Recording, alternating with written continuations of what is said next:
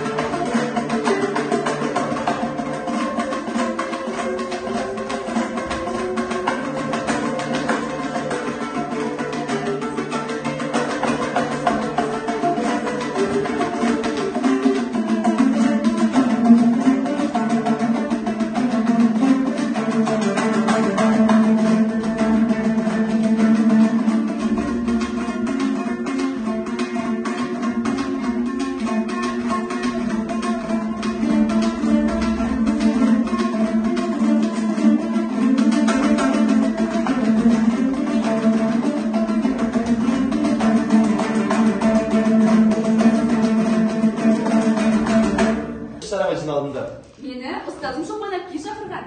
Meni muallimim Ahmad aka chaqirgan. Al endi men dal topib keldim. Qizim, bizlarni nega chaqirdi ekan? Қыздар жігіттер, естуім бойынша бүгін қазақ тілі айлығының аяқталу салтанатында мектебімізге жетістік алып келген оқушыларды марапаттамақшы екен. Қандай керемет жаңалық. Қане, барлықтары қандай жарысқа қатысыңдар. Марапаттау басталғанша өз өнерімізді көрсетіп, жетістіктерімізді біле отырайық. Мен облыстық Ілияс оқулар байқауына қатысып, 2-ші орынды иелендім. Жарайсың.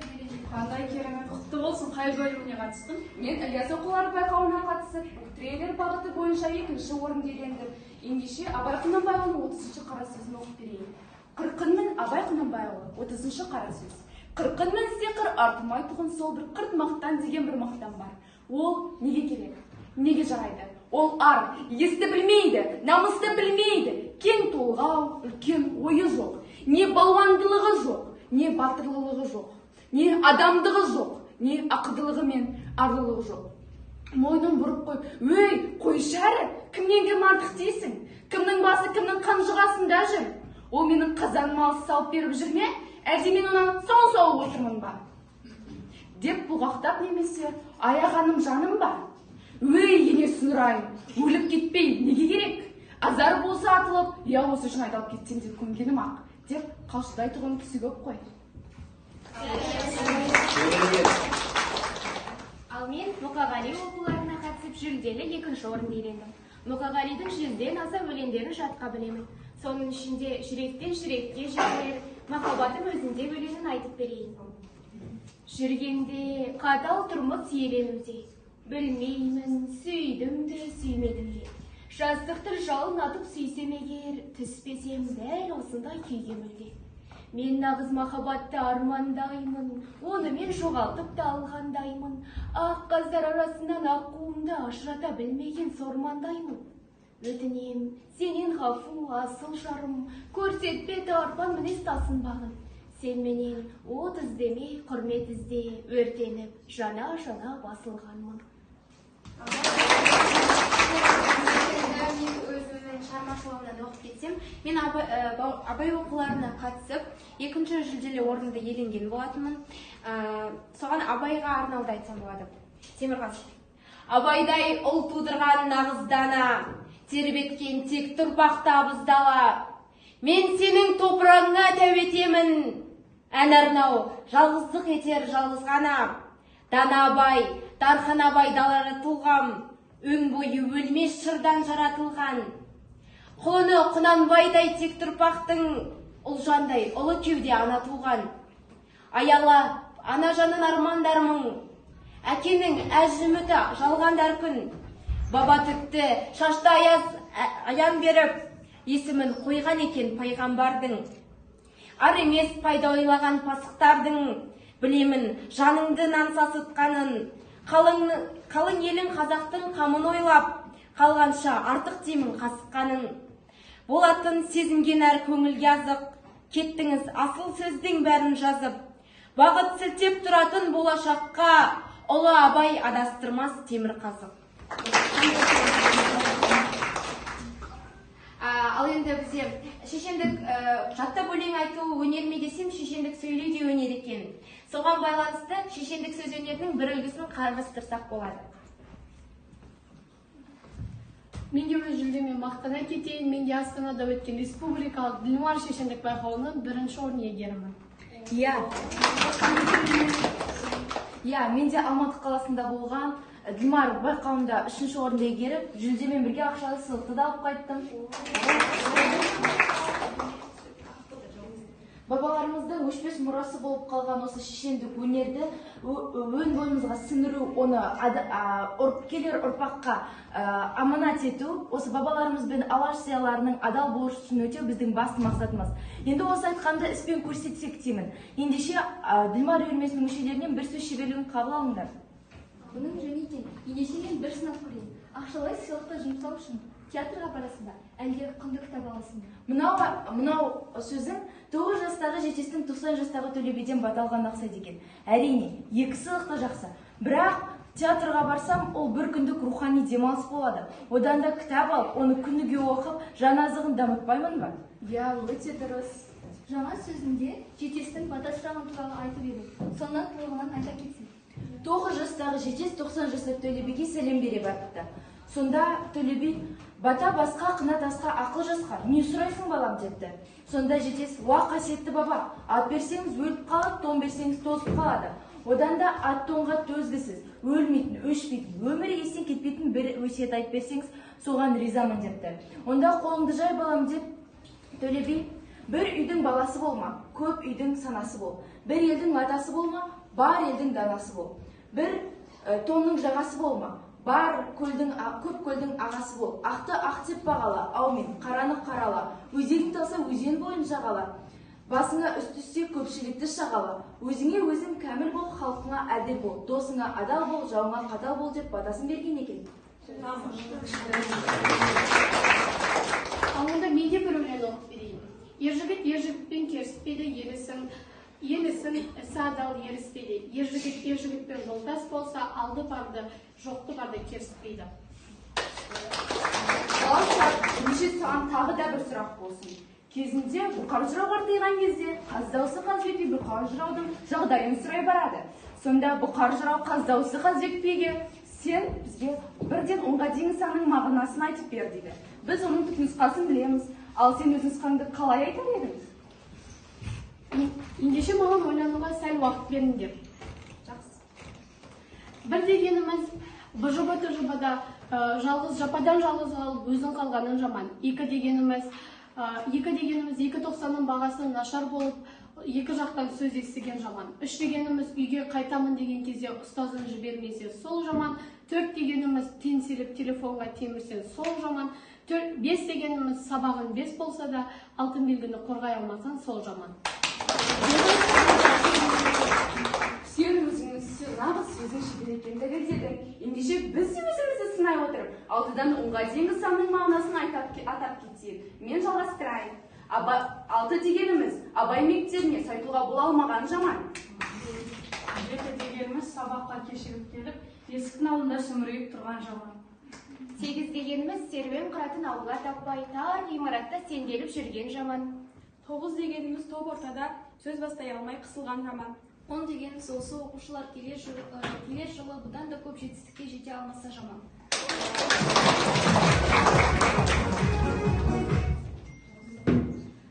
Барлықтарын сөзге шебер, тапқыр екенсіңдер. Келер жылы барлықтарыңды Дилмар үйірмесінде күтетін боламыз. Міндетті түрде барамыз. Ал қазір біздің жетекшілеріміз шақырып жатыр. Марапаттау басталды. Жүріңдер. Тағдыр әдем күй болсын.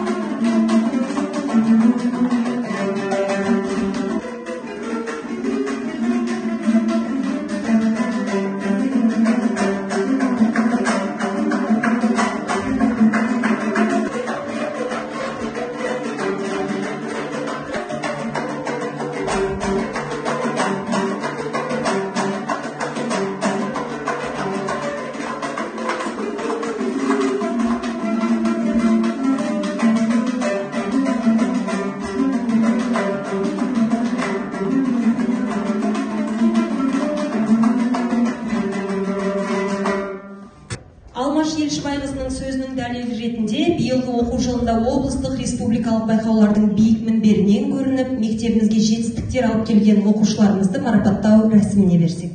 Абдрахманова Нурила Ешкіқұлқызына сөз беріледі. Құрметті оқушылар, құрметті бүгінгі іс-шараға қатысушылар, қазақ тілі мен әдебиеті пән айлығының жабылу салтанаты бүгін ерекше өтіп жатыр, өздеріңіз куә болып отырсыздар. Біз әр уақыттарда, әрбір іс-шарадан осындай бір ерекшелікті күтеміз, өйткені қазіргі кезде бір нәрсені қайталай беруден шаршайсыңдар, жалығасыңдар. Сондықтан әрбір оқушыдан, біз әрбір мұғалімнен бір жаңаша идея, жаңаша бір креативті дүниелерді күтеміз. Бүгінде мынау оқушылардың ортаға шығып, өз ойларын көрсетіп, шынайы жаңағы айтқандары өте керемет болды. Келесі жолы сендер бұдан да көбірек аудиторияда, бұдан да көп оқушы, үлкенірек жетістіктермен, бұл үлкенірек жетістіктерде отырғанымыз, пән бойынша олимпиададан орын алсаңыздар, содан кейін ғылыми жоба, міне өткенде мектепшіліктен біраздарыңыз қатысып, кейбіреулеріңіз енді дайындап жатырмыз деп, ғылыми жобадан орындарыңызды мақтанып тұрып мына жерде айтып жатсаңыздар, мен мынандай нәрсені аштым, мынандай жаңалық аштым, мынандай нәрсені дәлелдедім деп тұрсаңыздар. Одан кейін міне Ақботамен, Балаусамен бірге Астанаға барып өздерінің үлкен сахнада өнер көрсеткенін өз көзімен көріп бірге келдім. Сол сияқты әрбір оқушының сондай үлкен сахнада шынайы өнерлерін тамашалап келгендерін көрсек, осындай 51 оқушыма биыл, енді келесі жылы одан да көп оқушы болады деп мен ойлаймын. Сол келген кезде Балаусая сендерге айтқанмын мен, өздерің осындай бір топ құрымдардағы кәдімгі шығармашылық өзара жұмыс жасаңдар, өзара жаңағы шешендік ба, жаңағы дебат құрыңдар, шешендік сөз өнерінен жарыс ұйымдастырыңдар. Енді өздеріңді басқаратын уақытқа сондай жетістікке жеттіңдер деген болатынмын. Мен қазір сол ұжымның, сол сендердің оқушылар ұжымының кішкене бір шетін көріп тұрмын. Өте қуанып отырмын. Болашақта мынау мектепті басқаратын, мектепті алып жүретін, басқа оқушыларды жетелейтін осы отырған сендер боласыңдар деп мен сенемін. Рахмет сендерге. Жыл бойы барлық іс-шараға қатысып, мектептің ішіндегі, мектептен тыс іс-шараларға қатысып жүрген оқушыларға қазақ тілі мен әдебиеті пән бірлестіктерінің мұғалімдері Алмаш Елшібайқызы бастаған дарынды оқушы номинациясын беріп отыр екен. Осыны марапаттауға рұқсат етіңіздер. 2024 оқу жылында шығармашылық байқауға қатысып, мектеп рейтингін көтеруге атсалысқаны үшін дарынды оқушы номинациясымен 5-ші сынып оқушысы Жуасбек Айдос марапатталады. Ания марапатталады. Директордың міндетін атқарушы Нұрила Ешкіқұлқызы Абдрахманова. Дәл осындай номинациямен Жексен Елжан марапатталады. 5-ші сынып. Дәл осындай Жанбекұлы Қаныбек марапатталады. Оқушысы Абдыраш Амирхан марапатталады.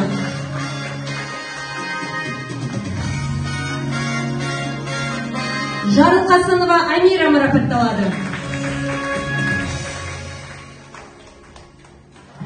Қапаш Аяжан марапатталады.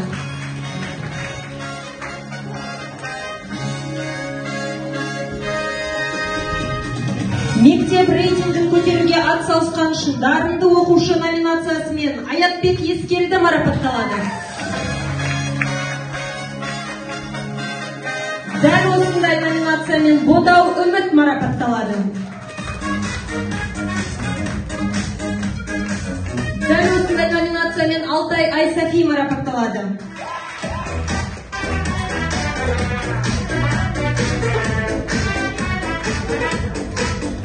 Абдрашид Улдана, Архабай Мерей, Асқай қызы Ақбота марапатталады.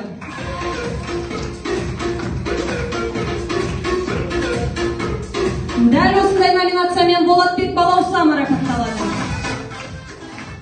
Дәл осындай номинациямен марапатталады. Өмеш Нұрай марапатталады. Бар ма? Жоқ. Төре Динара марапатталады. Тоқташбай Көркем марапатталады.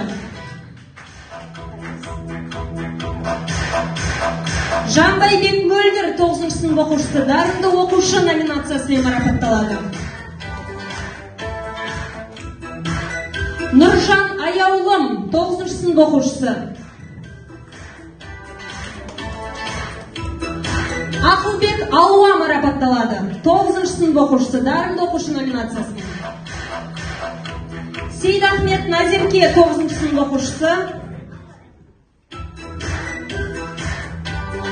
Дарынды оқушы номинациясымен 10 сынып оқушысы Шораев Аян марапатталады. Дәл осындай номинациямен Төлебай Ақмарал марапатталады.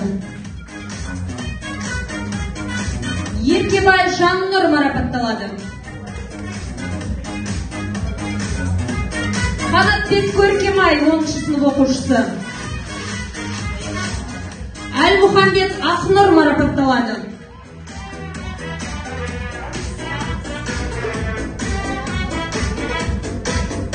Момынхан Сабина марапатталады. Бағдат қызы Балнұр марапатталады.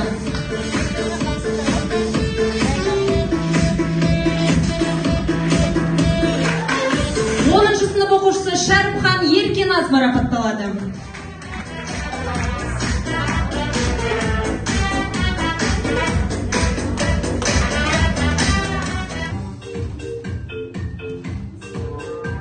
Атамекова Арай ханым екеуміздің атымыздан қабыл алыңыздар.